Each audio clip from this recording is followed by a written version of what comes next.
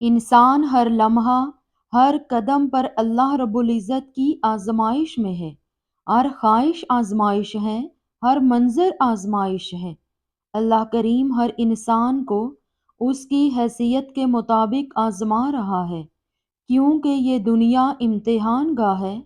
کسی کو کچھ دے کر آزمایا جا رہا ہے، کسی سے کچھ لے کر آزمایا جا رہا ہے، مگر اس امتحان گاہ میں وہی کامیاب ٹھہرا جس نے شکر کو اور صبر کو مضبوطی سے تھامے رکھا، جس نے ہر آئی ہوئی مصیبت کو رب کی رضا سمجھ کر قبول کیا۔ جو شکایت نہیں کرتے اور نہ اذیت کے لمحوں میں اپنے رب سے منہ موڑتے ہیں، نہ بغاوت پر اترتے ہیں۔ یاد رکھو کہ آزمائش آتی ہے اور آ کر چلی جاتی ہے، مگر انسان کا عمل اس آزمائش میں نقش ہو جاتا ہے۔ مل جائے تو شکر اور کھو جائے تو صبر کرنا اللہ کریم کی رضا کا سبب ہے۔ اپنی خواہشات کو قربان کرنے والا ہی اس آزمائش پر پورا اترتے ہیں۔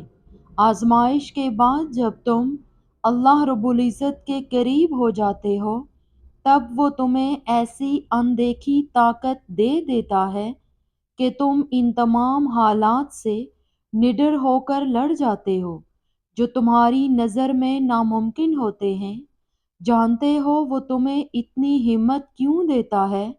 کیونکہ جب تم اس پر یقین رکھتے ہو تب وہ تمہیں یقین کے معجزے دکھاتا ہے۔ جب تم اسے اپنے لیے کافی کر لیتے ہو تب وہ تمہارے لیے کافی ہو جاتا ہے۔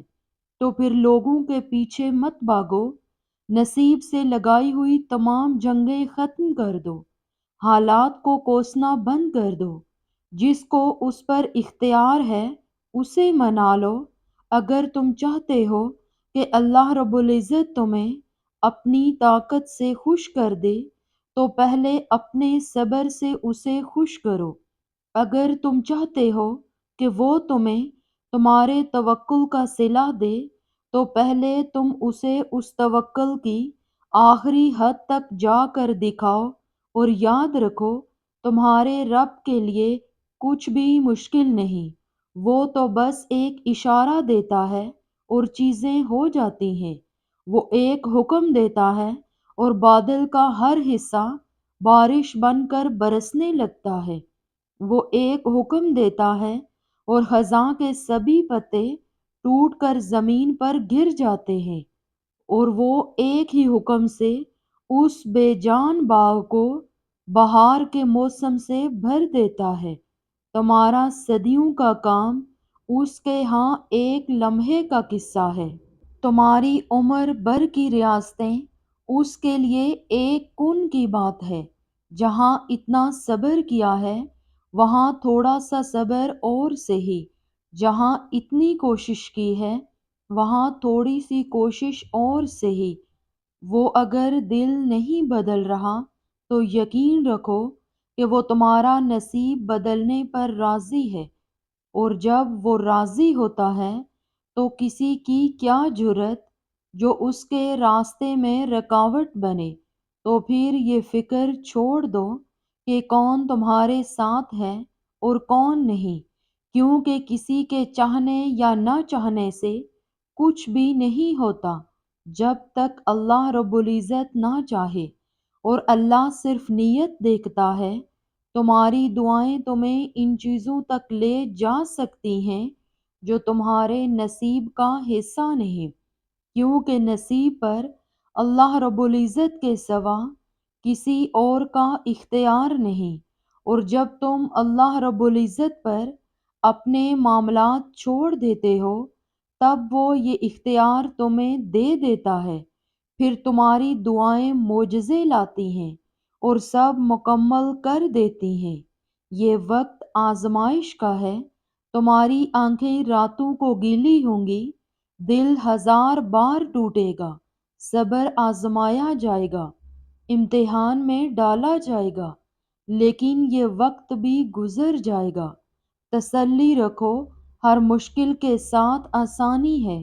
تو یہ مشکل تھوڑی ہی باقی رہ گئی ہے، اچھے دنوں کا انتظار بس ختم ہونے ہی والا ہے۔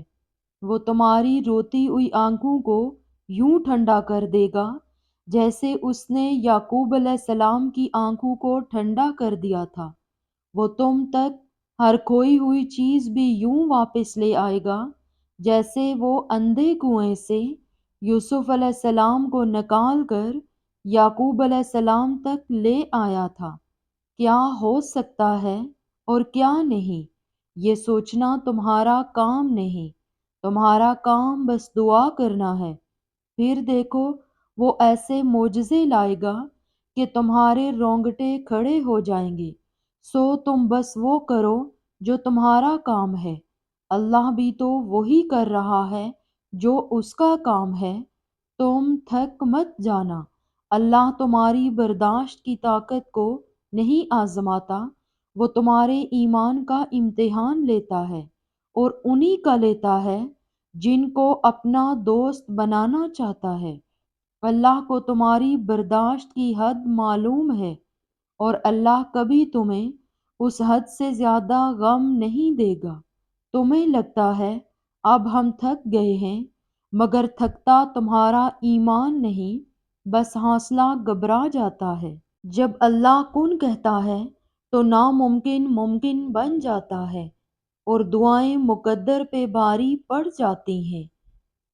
زندگی آزمائشوں میں ضرور گھری ہوئی ہے، مگر اللہ ان آزمائشوں میں آپ کے ساتھ ہے، وہ آپ کے قریب ہے۔ وہ وہی ہے کہ جب آپ بھٹکنے لگتے ہیں تو کسی نہ کسی ذریعے سے آپ کو اشارہ دے کر آپ کی رہنمائی کر دیتا ہے۔ وہی ہے کہ جب آپ اندھیروں سے ڈرنے لگتے ہیں تو اپنی کسی نہ کسی آیت کے ذریعے سے آپ کے راستے روشن کر دیتا ہے۔ یاد رکھو کہ آپ اکیلے کبھی بھی نہیں ہوتے، آپ کے رب نے آپ کو اکیلا چھوڑا ہی نہیں ہے، اور نہ ہی وہ اب آپ کو اکیلا چھوڑے گا۔ اگر آپ کی آزمائش سخت سے سخت ہو رہی ہے تو ممکن ہے آپ محبت کی منزلیں طے کر رہے ہوں، ممکن ہے آپ محبوب بندوں کی فہرست میں شامل ہونے لگے ہوں۔ تکلیف ملتی ہی اس لیے ہے تاکہ ہم سمجھ سکیں جو درد ہمیں اپنی بساط سے زیادہ لگتا ہے وہ دراصل ہمارے حوصلوں کی حدود کے اندر آتا ہے، اور ہم اسے پہچان نہیں پاتے، بس تکلیف کی ذرا سی شدت پر گھبرا جاتے ہیں۔ قرآن کریم میں ارشاد فرمایا گیا، کیا لوگوں نے سمجھ رکھا ہے کہ وہ صرف یہ کہہ دینے سے چھوڑ دیے جائیں گے کہ ہم ایمان لائے اور انہیں آزمایا نہیں جائے گا۔ جب آپ اپنے صبر کا انعام دیکھیں گے، آپ کی آنکھیں کھلی کی کھلی رہ جائیں گی، آپ مطمئن ہو جائیں گے، اور تب آپ کو سمجھ آئے گا کہ اللہ نے آپ کو اتنا انتظار کیوں کروایا۔ قرآن میں اللہ تعالیٰ خود فرماتا ہے، اور عنقریب آپ کا رب آپ کو اتنا عطا فرمائے گا کہ آپ خوش ہو جائیں گے۔